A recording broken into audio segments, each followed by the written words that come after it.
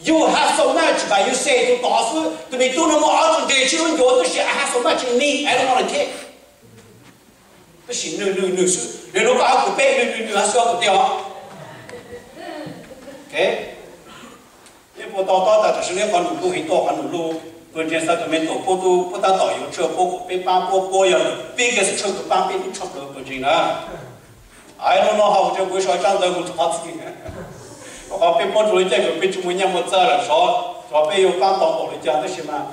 Please each other, pay the motor, more than the bit of Canada, bit of bound apart, go back in the floor, pay the church or boy, purchase them into there, they are number one for payers. Okay. The little man, that she don't put that on you, church, the other to me. Hallelujah, put in a door what you told what you told. Hallelujah. Y'all know, soon or more kind of $1,000, they do saw what the more you put to saw, you pay me, so the sheep hawk had did on the meal day. No, the other day, me to church, would talk with John, me saw your sort of pop time with your pocket, like beside Paul, down and blonde of car. I never caught to all disabled pocket.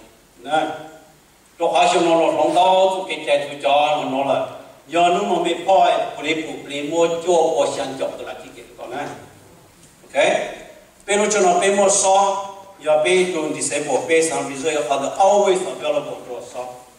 More, so I told them to look out the and outside the guest door lot, they had the right to talk them.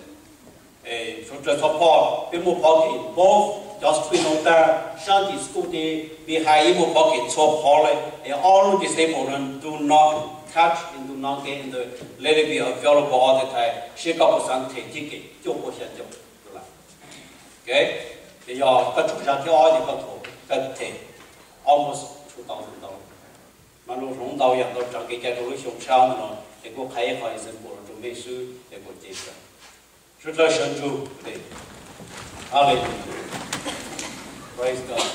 What they want to tell me, but Hallelujah.